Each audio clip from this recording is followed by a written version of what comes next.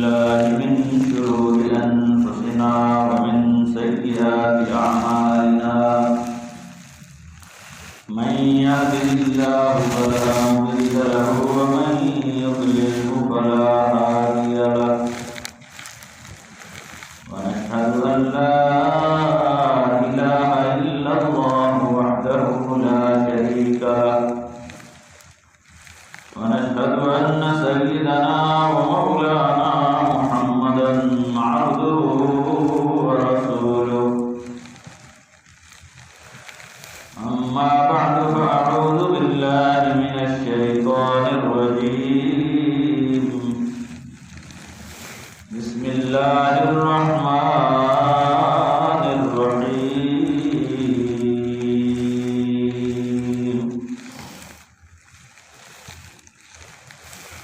لقد جاءكم رسول من أنفسكم عزيز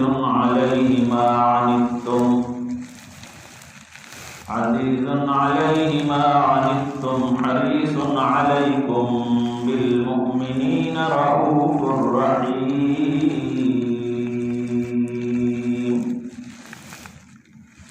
فإن تولوا فقل حسبي الله لا إله إلا هو عليه توكلت وهو رب العرش العظيم صدق الله مولانا العظيم وصدق رسوله النبي الكريم ونحن على ذلك من الشاهدين والشاكرين والحمد لله رب العالمين.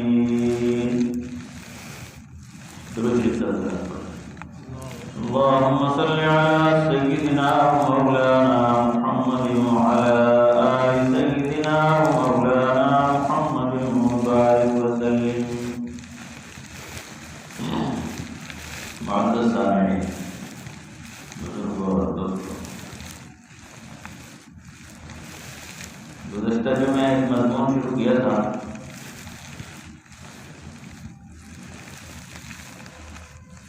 مضمون کا عنوان تھا حرص اور طمع اور لالچ. اس ضمن میں کافی ساری باتیں ہوئی تھیں. اسی مضمون کو کچھ تھوڑا سا آگے بڑھاتے ہیں تاکہ یہ جو اتنی عام بیماری ہے کہ اس سے کوئی بچا ہوا نہیں ہے، بڑا ہو چھوٹا ہو، کوئی کسی درجے کا ہو، کسی لیول کا ہو، کسی شعبے کا ہو، ہر ایک کے اندر یہ بیماری گھسی ہوئی ہے. اللہ تعالیٰ ہمیں اس بیماری سے بچائے. تو میں نے بات جو ختم کی تھی وہ یہی تھی کہ اللہ تعالیٰ سے دعا کرنی چاہیے کہ اللہ تعالیٰ ہمیں اس بیماری سے بچا لے. ہمارے تو بس کی بات نہیں ہے کہ ہم اس سے بچیں، لیکن اللہ ہی بچا لے اپنی مہربانی سے. لیکن اللہ بھی اس وقت بچائے گا جب آپ کو ارادہ اور نیت کرو گے کہ میں بچنا چاہتا ہوں تو پھر بچ سکتے ہو. تو یہ جو حرص ہے، لالچ ہے، اس کے اگر مقابل میں کوئی لفظ دیکھا جائے نا کہ اس کا ضد کیا ہے، تو اس کی ضد جو ہے وہ قناعت ہے. اور قناعت کسے کہتے ہیں؟ بات ذرا غور سے سنو تو پھر سمجھ میں آئے گی بات. تو قناعت کہتے ہیں تھوڑے پر راضی ہو جانا، یا جتنا اللہ تعالیٰ نے دیا ہے اسی پر گزارا کر لینا اور کفایت کر جانا اور زیادہ ہاتھ پیر نہ مارنا.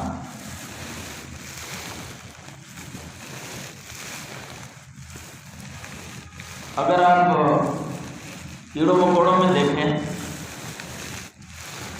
تو سب سے زیادہ قناعت جو ہے وہ مکڑی میں ہوتی ہے. سب سے زیادہ قناعت مکڑی میں ہوتی ہے، مکڑی کے اندر. اور سب سے زیادہ حرص اور لالچ اور طمع جو ہوتی ہے وہ مکڑی میں ہوتی ہے. اور اس کا تو آپ کو تجربہ ہی ہونا چاہیے کہ کوئی اچھی جگہ ہو، بری جگہ ہو، کوئی جگہ نہیں چھوڑتی کہ آ کر بیٹھ گئے.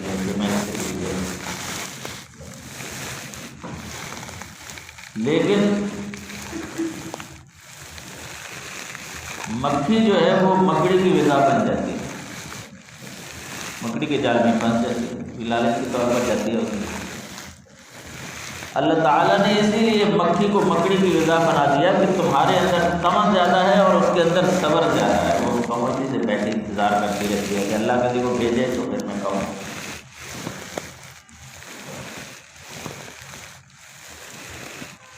تو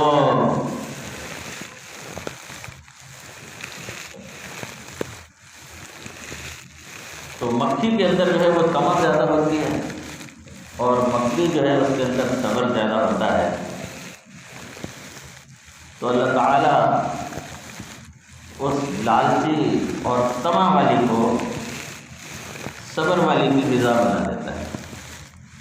چنانچہ مکڑی جو ہے وہ مکھی کو کھا جاتی ہے۔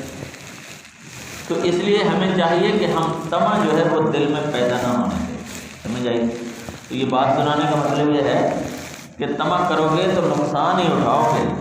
ظاہری میں دیکھنے میں تو کچھ تھوڑا بہت آپ کے ہاتھ لگ جائے گا، لیکن وہ جو تھوڑا بہت ہاتھ لگے گا وہ کئی گنا لے کر جائے گا۔ تو اس لیے اس سے بہتر ہے کہ آدمی جتنا اللہ نے دیا ہے اس پر گزارا کرے، اپنے مالک سے راضی رہنا چاہیے۔ وہ ہمیں جس حال میں بھی رکھے، زیادہ دے تو ہم اللہ کا شکر ادا کریں گے۔ بات سمجھ آ رہی ہے؟ زیادہ دے تو ہم صبر کریں گے، زیادہ دے تو ہم اللہ تعالیٰ کا شکر ادا کریں گے، سمجھ آ رہی بات؟ اور اگر کم دے تو پھر ہم صبر کریں گے، سمجھ آئی؟ تو صبر کرنے والا بھی جنتی ہے اور شکر کرنے والا بھی جنتی ہے، سمجھ آئی؟ اس طرح سے اگر اس طرح کریں گے تو پھر دونوں صورتوں میں اللہ تعالیٰ ہمیں جنت عطا کرے۔ اللہ تعالیٰ اپنی طرف سے دے دے تو شکریہ ہوتا ہے، اور شکریہ کرنے کے سلے میں اللہ تعالیٰ اس کو جنت دے گا۔ صحیح ہے؟ کم مل گیا، کمی ہو گئی، نقصان ہو گیا، گھاٹا ہو گیا، ہم اس پر صبر کریں گے اور صبر کے بدلے میں اللہ تعالیٰ ہمیں جنت دے دے گا، سمجھ آئیے؟ تو پروردگار رزق کی پریشانیوں سے ہمیں بچائے۔ تو حرص کا جو تعلق ہے وہ کھانے پینے کے ساتھ بھی ہے، اور یہ میں خاص طور پر اپنے فورت کے بارے میں بتانا چاہتا ہوں۔ طبیعت میں جب حرص ہوتی ہے، لالچ ہوتی ہے، تو پھر انسان پھر کھانے کا چٹورا بن جاتا ہے، صحیح؟ خوب کھاتا ہے۔ یہ بسیار خوری بہت بڑی غلطی ہے اور بہت بڑی بیماری ہے، کیونکہ زیادہ کھانے سے نقصانات بہت زیادہ ہوتے ہیں۔ نوجوان اس بات کو یاد رکھیں کہ 40 سال تک انسان کھانے کو کھاتا ہے اور 40 سال کے بعد پھر کھانا انسان کو کھاتا ہے، سمجھ آئیے؟ پھر جتنا بھی کھاؤ کہتے ہیں لگتا نہیں، کھاتے ہیں لگتا نہیں، کیوں؟ پیٹ تو بہت پڑا لیکن پھلے کچھ نہیں پڑا، سمجھ آئیے؟ تو اس لیے آج کے دور میں فاقے سے مرنے والوں کی نسبت زیادہ کھا کر مرنے والوں کی تعداد بہت زیادہ ہے۔ بھوک سے مرتا آپ نے کوئی نہیں دیکھا ہوگا، بہت شاذ و نادر کوئی، ورنہ زیادہ تر زیادہ کھا کر مرنے والے بہت ہیں۔ جسے دیکھو زیادہ کھانے کی بیماری میں مبتلا ہے، یہ blood pressure, sugar, heart problem, یہ سب زیادہ کھانے کی بیماریاں ہیں۔ ان میں سے کوئی فاقے کی بیماری نہیں ہے، کم کھانے کی بیماری نہیں ہے۔ تو زیادہ کھا کر مرنے والی بیماریاں آج زیادہ ہیں، اور زیادہ کھانے کے بہت سارے نقصانات ہیں۔ اس پر آج طرف اور گئے، یہ جو میں نے نقصان 2-3 بتایا یہ تو اپنی جگہ پر ہے، اس کے علاوہ بھی ایک بہت بڑا نقصان ہے، وہ یہ ہے کہ زیادہ کھانے کے نقصانات میں سے ایک نقصان یہ ہے کہ انسان کے عقل پر پردہ پڑ جاتا ہے، اس کی عقل ماری جاتی ہے، سمجھ آئیے؟ آپ نے دیکھا ہوگا کہ انسان جب خوب پیٹ بھر کر کھانا کھاتا ہے تو پھر نیند خوب آتی ہے، اور ہمارے فورس کے بھائیوں کو تو بہت تجربہ ہے، لنگر کی دال کھاتے ہیں اور خوب پیٹ بھر کر کھاتے ہیں، اور ایک روٹی کھانے کی جگہ 4 اور 6 روٹیاں کھاتے ہیں گرم گرم، تو پھر اس کے بعد کیا ہوتا ہے؟ پھر ادھر بھی کراٹے آنے شروع ہو جاتے ہیں۔ سب سے بڑا پہلا کام یہی ہوتا ہے، آپ لیٹنے کو جگہ مل جائے گا، تو پھر نیند خوب آتی ہے، اور جو ڈٹ کے کھاتا ہے پھر وہ جم کے سوتا ہے. سمجھ آئیے؟ وہ جو اونگ آتی ہے نا کھانے کے فوراً بعد یا بس وہ نشہ آتا ہے تو آپ کو کچھ کہتے رہتے ہو جو ہے بیجر کی دال میں جو ہے وہ نشہ ہے، کھاتے ہی بس کہتا ہے بندہ سو جاؤ. ہے ایسی بات کہ نہیں؟ تو وہ جو اونگ آتی ہے وہ اصل میں بدنی طور پر جسم کو سلا رہی ہوتی ہے کہ اب تو اٹھ اور لے، اب کام کی ضرورت نہیں ہوتی. جس طرح انسان بدنی طور پر سوتا ہے اسی طرح اس کی عقل بھی سو جاتی ہے. سمجھ آئیے بات؟ زیادہ کھانے والے کی عقل ہمیشہ سوتی ہے، یاد رکھیں یہ بات، اور یہ پکی سکی بات ہے، کوئی شک شبہ اس میں نہیں. اس لیے کہ جب وہ زیادہ کھاتا ہے تو پھر وہ لیزی ہو جاتا ہے. انگریزی میں لیزی کہتے ہیں سست ہو جاتا ہے. ٹھیک ہے، پھر کچھ اور کرنے کو جی نہیں چاہتا، کھا کے پڑا رہتا ہے. امام شافعی رحمۃ اللہ علیہ فرماتے تھے کہ میں نے اپنی زندگی میں امام محمد رحمۃ اللہ علیہ کو دیکھا کہ وہ موٹے بھی تھے اور عقل مند بھی تھے. موٹے تو تھے لیکن اللہ نے عقل بھی ان کو بہت دی تھی، وہ عقل مند بھی تھے. پھر فرمانے لگے کہ پھر اس کے علاوہ میں نے اپنی پوری زندگی میں کبھی موٹے شخص کو عقل مند نہیں دیکھا. اس کے علاوہ موٹے آدمی میں کبھی میں نے عقل نہیں دیکھی. عام طور پر آپ دیکھیں گے کہ موٹا بندہ جو ہوتا ہے وہ بھولنے کا عادی ہوتا ہے، بھولتا بہت جلدی ہے. کوئی ادھر سے کوئی بات بولی ادھر آگے دفتر تک جاتے جاتے بھول جاتا ہے، وہ کیا کرنا ہے یاد نہیں رہتا، بھولتا ہے. وہ چربی فقط جسم پر ہی نہیں چڑھتی، وہ عقل پر بھی چڑھ جاتی ہے وہ چربی. سمجھ آئیے؟ اس لیے انسان کے انگریزی میں کہتے ہیں آئی کیو اپنا یہ والا نہیں، انگریزی کے ایک لفظ ہے آئی کیو. اس کا معنی ہے ذکاوت، ذہن کا تیز ہونا، یادداشت کا زیادہ ہونا، دماغ کا بڑھنا، دماغ کا تیز ہونا، اس کو کہتے ہیں آئی کیو. تو انسان کے آئی کیو کے بارے میں موازنہ کیا گیا، چیک پتہ کیا گیا کہ یہ کیا.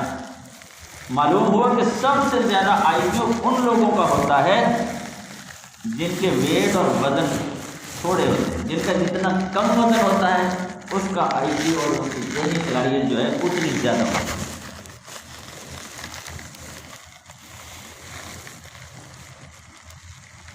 اور ان کی اتنی ہی دماغ میں سوچنے کی صلاحیت بھی زیادہ ہوتی ہے.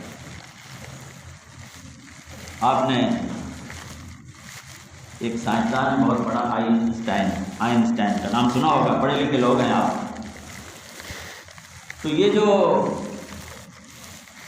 آئنسٹائن ہے اس کی ہم نے تصویر کی تھی، میں نے بھی دیکھی تو کتاب میں بھی لکھا ہے کہ یہ اتنا مختصر جسم کا آدمی تھا. یہ 14 مارچ اور 1879 میں جرمنی میں پیدا ہوا تھا. ٹھیک ہے، وہاں پہ جرمنی کا یہ سائنسدان تھا، بہت بڑا سائنسدان. اور اس نے جو ہے ایک نظریہ دیا تھا جس کو کہتے ہیں نظریہ اضافہ. تو اس نے جو ہے کہ اتنا چھوٹا سا اس کا جسم تھا لیکن دماغ کیا پایا تھا، اتنا چھوٹا سا جسم تھا کہ دیکھنے میں معلوم ہوتا تھا کہ جیسے 18 سال کا نوجوان لڑکا ہے، بالکل تھا.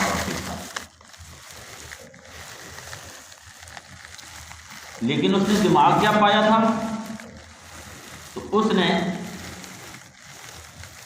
نظریہ اضافت پیش کیا. اور بھی بہت سارے نظریات اس نے پیش کیے سائنس کے.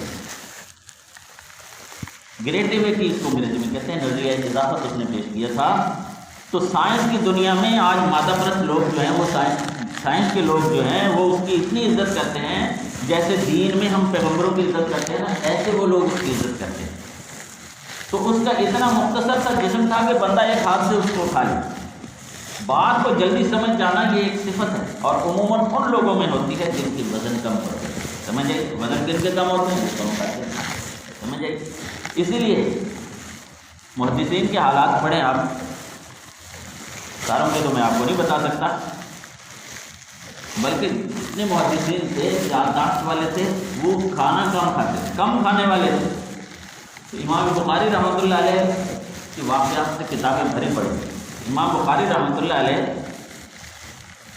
صرف 7 بادام کھاتے تھے اور 24 گھنٹے میں اور کچھ نہیں کرتے. 7 باداموں سے گزارا کر لیا کرتے. 15 سال تک انہیں سالن کھانے کا موقع نہیں ملا. بلکہ میں رات ایک کتاب پڑھ رہا تھا، اس میں لکھا تھا 40 سال تک امام بخاری رحمۃ اللہ علیہ نے سالن مسالہ چکھا ہی نہیں. سمجھے؟ 7 بادام کھائے اور زندگی گزاری. سمجھے؟ اور یادداشت کا یہ عالم تھا.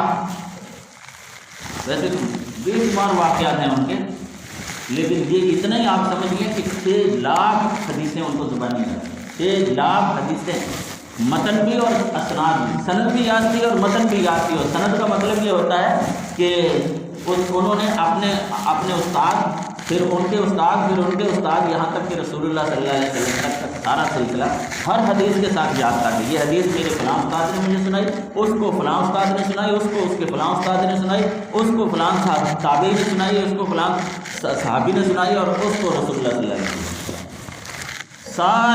ساری اسناد 6 لاکھ حدیثوں کی سندیں جتنی تھی ساری کی ساری یاد تھی. اور وہ 6 لاکھ حدیثیں ان کے راوی آپ سمجھ لیں کہ لاکھوں کی تعداد میں تو راوی ہوں گے جو بیان کرنے والے ہیں.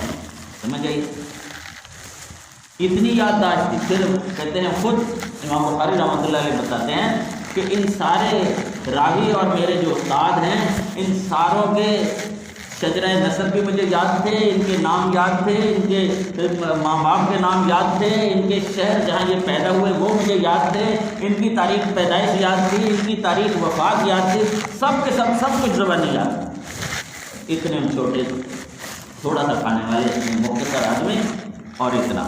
اور وہ 6 لاکھ حدیثوں میں سے امام بخاری رحمۃ اللہ علیہ نے چھانٹ کر حدیثیں جو اس میں سے نکال کر چھانٹ کر جو ہیں یہ بخاری شریف کی کتاب جو جمع کی ہے، اس کا بھی ایک بہت بڑا واقعہ. 16 سال لگے یہ کتاب پر پورے کرنے میں.